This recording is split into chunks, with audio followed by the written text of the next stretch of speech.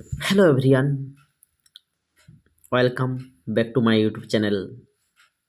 देखिए, आज हम लोग क्लास 10 के एनसीईआरटी बुक से लिए गए हैं क्वेश्चंस और जैक बोर्ड के द्वारा कुछ क्वेश्चन हम आप लोगों के बीच एमसीक्यू लेके आए हैं।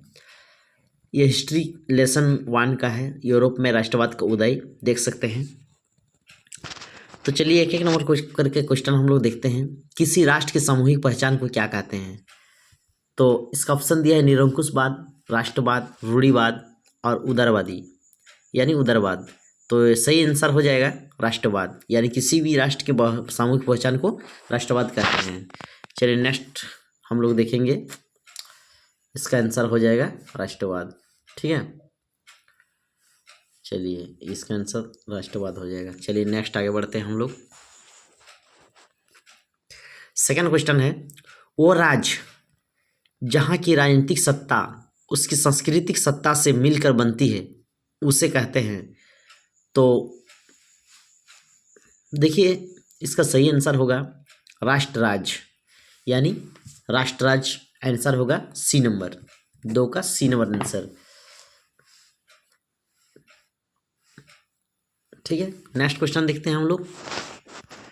4 चित्रों की श्रृंखला किस कलाकार ने बनाई जिनमें उन्होंने अपने सपनों का संसार रचा? तो इसका सही आंसर हो जाएगा Frederick Saryu, B number answer हो जाएगा। ठीक है, फ्रेडरिक सरियू। चलिए नेक्स्ट क्वेश्चन हम लोग देखते हैं। अनस्टेट रनर कौन था? अनस्टेट रनर कौन थे? इसका सही आंसर हो जाएगा 4 का ए नंबर, यानी फ्रांसीसी क्रांति। चलिए नेक्स्ट क्वेश्चन हम लोग देखेंगे।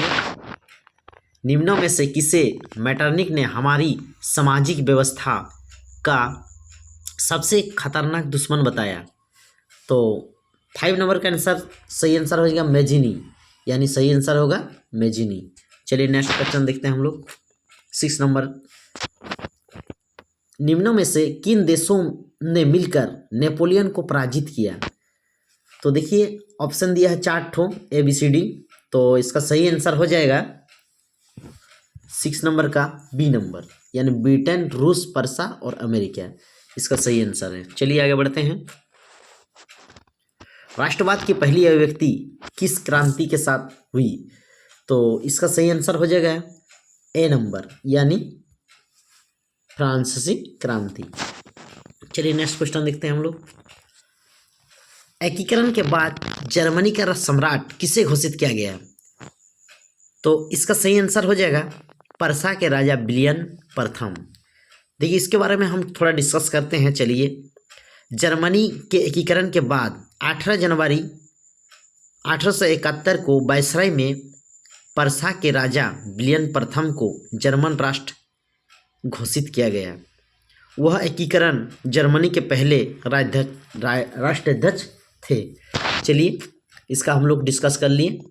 अभी 19 नंबर देखते हैं, 9 नंबर देखते हैं। 19वीं सदी के मध्य इटली कितने राज्यों में विभक्त था? 2, 5, 8 या 7? तो इसका सही आंसर हो जाएगा 7। तो इसके बारे में थोड़ा डिस्कस करते हैं। 19वीं सदी के मध्य में इटली 7 राज्यों में विभक्त था, जिनमें से केवल सार्डिनिया, पिटमंट पर एक इतालवी राजघराने का शासन था। तो इसके लिए आप लोग जानकारी ले चुके होंगे। उसके बाद देखते हैं क्वेश्चन 10 नंबर। जर्मन वीरता का प्रतीक किसे माना जाता है? यानी जर्मन वीरता का प्रतीक किसे माना जाता है? ऑप्शन है देवदार, बलूत, ओक, अशोक। तो इसका सही आंसर हो जाएगा बलूत। तो चलिए इसके बारे में थोड़ा डिस्कस करते हैं। सही आंसर बलूत हो जाएगा। तो इसके देखिए, जर्मन संस्कृति में बलूत यानी ओक के वृक्ष के पत्तों को वीरता और शक्ति का प्रतीक माना जाता है। जर्मन राष्ट्र के रूपक जर्मनिया को अक्सर बलूत के पत्तों से बना मुकुट पहने हुए चित्रित किया जाता है। तो यही है इसका कहानी। चलिए नेक्स्ट देखते हैं हम लोग। कुस्तुनतुनिया को संधि कब हुई? चलिए इसको आंसर सही देखते हैं। 1800 यानी 1829, 1830, 1831 या 1832।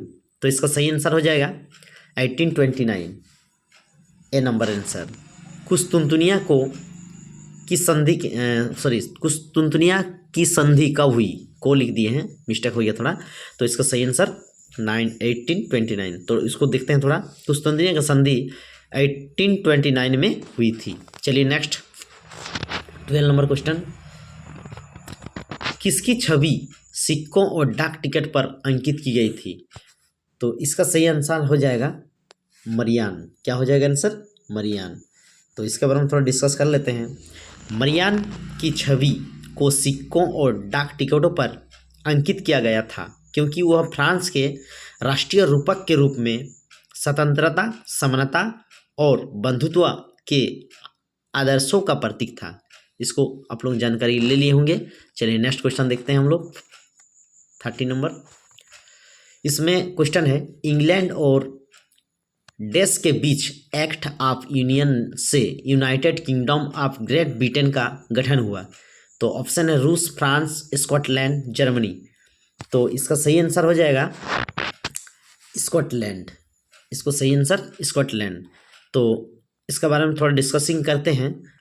1707 यानी 1707 के एक्ट ऑफ यूनियन ने इंग्लैंड साम्राज्य और स्कॉटलैंड साम्राज्य को मिलाकर United kingdom of great Britain का गठन किया। यानी 1707 के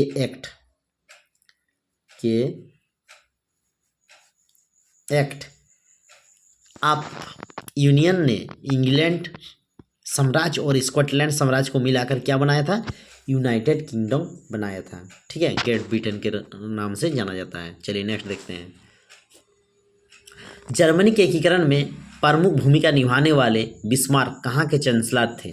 तो चल देखिए 40 नंबर क्वेश्चन का आंसर हो जाएगा परसा। सही आंसर हो जाएगा परसा।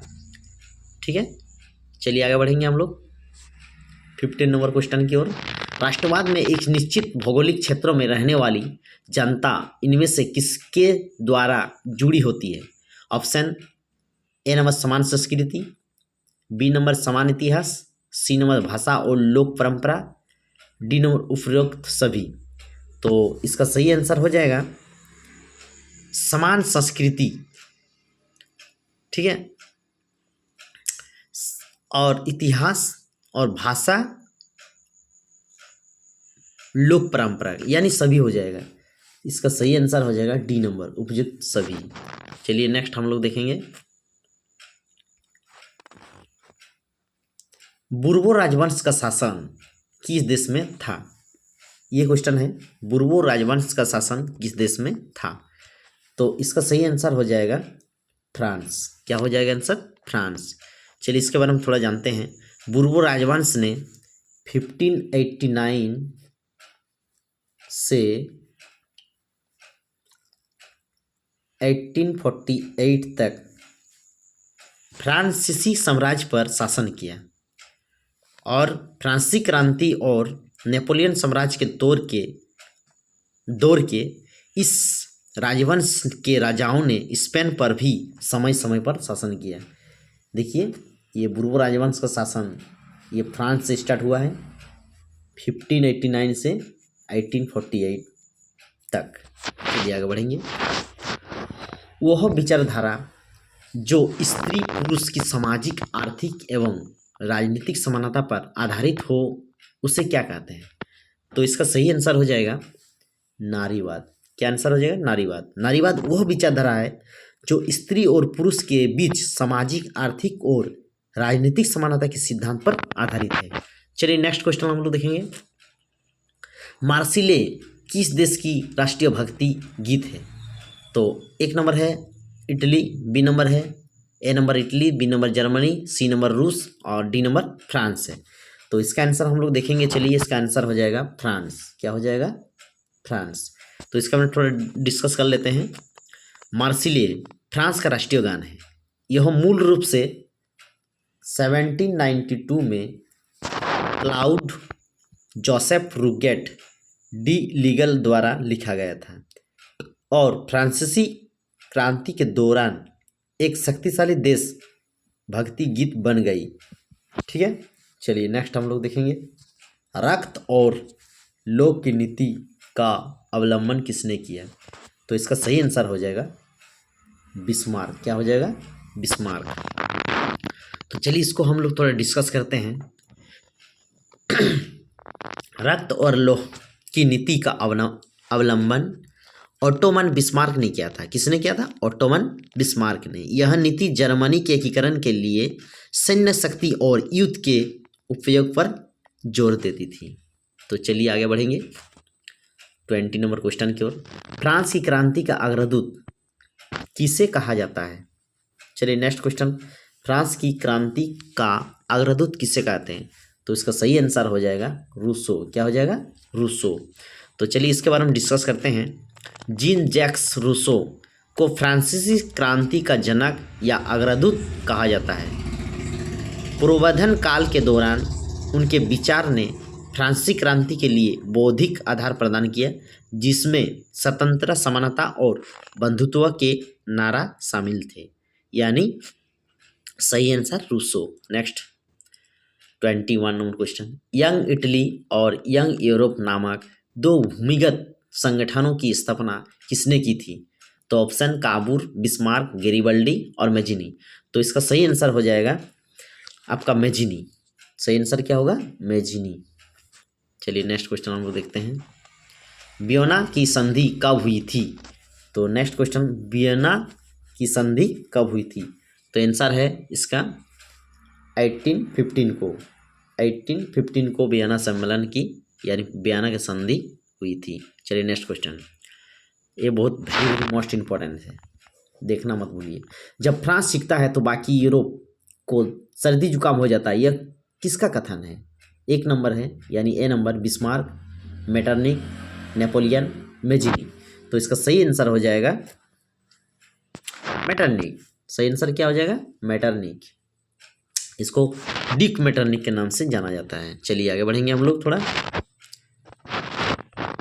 काबूल को राजा विक्टर एमुनियल द्वितीय ने किस पद पर नियुक्त किया गया था? सेनापति, राजदूत, गृहमंत्री, प्रधानमंत्री।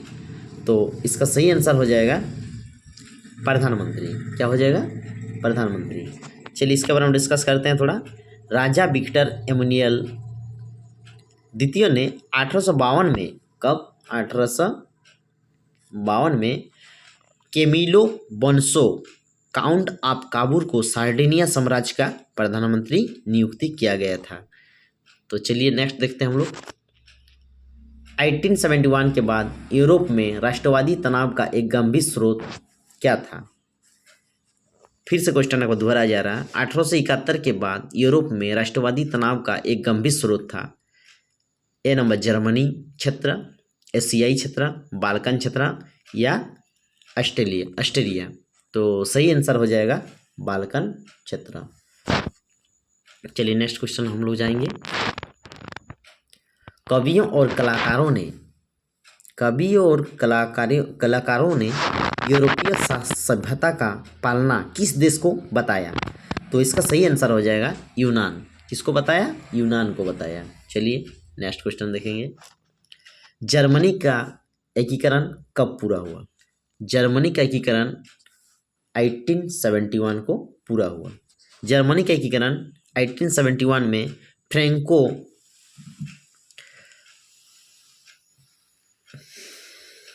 पर्शियन युद्ध में पर्सा की जीत के बाद हुआ, जिसके परिणाम स्वरूप जर्मन साम्राज्य का निर्माण हुआ। चलिए नेक्स्ट देखेंगे।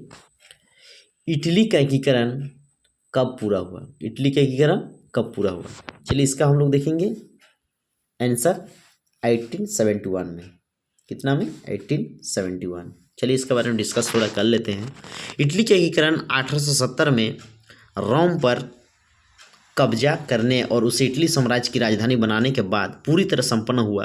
प्रभावी रूप से अधिकांश एकीकरण 1860 में काबूल के प्रयासों से हुआ था, यानी 1871 सही आंसर। ओके, चलिए नेक्स्ट जर्मन राइन महासंघ की स्थापना किसने की? इसका सही आंसर हो जाएगा नेपोलियन। क्या हो जाएगा? नेपोलियन। यानी जर्मन राइन महासंघ की स्थापना नेपोलियन बोनापार्ट ने 1806 में ऑस्ट्रिया के खिलाफ अपनी जीत के बाद की थी। यानी 1806 यानी 1806 में नेपोलियन बोनापार्ट ने क्या किया था? ऑस्ट्रिया के खिलाफ अपनी जीत के बाद महासंघ की स्थापना किया था। चलिए नेक्स्ट देखेंगे। चार्टिस्ट आंदोलन किस देश में हुआ था? तो इसका सही आंसर हो जाएगा इंग्लैंड में। कहाँ पर? इंग्लैंड में। हमेशा याद रखना इसका आंसर होगा इंग्लैंड में। तो थोड़ा सा इसका डिस्कस कर लेते हैं। चार्टिस्ट आंदोलन 19वीं सदी के मध्य में यूनाइटेड किंगडम इंग्लैंड में राजनीतिक सुधारों के लिए एक सार्वजनिक वर्ग आंदोलन था। चलिए नेक्स्ट देखेंगे। सामाजिक उपबंध नामक पुस्तक के लेखक कौन थे? तो सही आंसर हो जाएगा रूसो। क्या आंसर हो जाएगा? रूसो। तो चलिए इसका भी डिस्कस कर लेते हैं थोड़ा। सामाजिक उपबंध द सोशल कॉन्ट्रैक्ट नामक पुस्तक के लेखक रूसो थे। इस पुस्तक ने राजनीतिक दर्शन और सामाजिक अनुबंध सिद्धांत पर गहरा प्रभाव पड़ा। चलिए नेक्स्ट क्वेश्चन देखेंगे। शुल्क सन जाल्बराइन की स्थापना किस की पहल पर की गई? परसा, फ्रांस, ऑस्ट्रिया या रूस? तो इसका सही आंसर हो जाएगा परसा। क्या आंसर हो जाएगा? परसा। तो चलिए इसके बारे में थोड़ा डिस्कस कर लेते हैं। शुल्क संघ जाल्बराइन की स्थापना परसा की पहल पर 1834 में की गई, जिसने जर्मन राज्य के बीच आर्थिक बाधाओं को दूर करने के लिए मदद की थी। ठीक है, चलिए आगे बढ़ेंगे। बिस्मार्क जर्मनी का चांसलर कब बना? बिस्मार्क जर्मनी का चांसलर कब बना? तो इसका सही आंसर हो जाएगा 1871 में। तो चलिए इसके बारे में डिस्कस कर लेते हैं। बिस्मार्क 1862 में परसा का मंत्री या राष्ट्रपति बना और 1871 में जर्मन के एकीकरण के बाद वह एकीकृत जर्मन का पहला चांसलर बना। चलिए नेक्स्ट देखेंगे। चलिए लास्ट क्वेश्चन है, इसको देखते हैं। पहले तुम मनुष्य हो, उसके बाद किसी देश का या के नागरिक या अन्य कुछ, यह कथन किसका था? तो इसका सही आंसर होगा वाल्टियर। इसका सही वाल्टियर। चलिए इसके बाद डिस्कस करते हैं। यह कथन वाल्टियर का है जो मानवतावाद और सार्वभौमिक मूल्यों पर जोर देता है। यही सब आप लोगों का देखिए 34 क्वेश्चन खत्म हो चुका है और लेसन 1 में 34 क्वेश्चन हम आप लोगों के बीच दिए। MCQ लॉन्ग क्वेश्चन भी आ सकता है, शॉर्ट भी आ सकता है। बने रहिए मेरा यूट्यूब चैनल पर। अगर अच्छा लगे तो ज़रूर सब्सक्राइब कीजिएगा। एक देसी टीचर के साथ बने रहिए। धन्यवाद।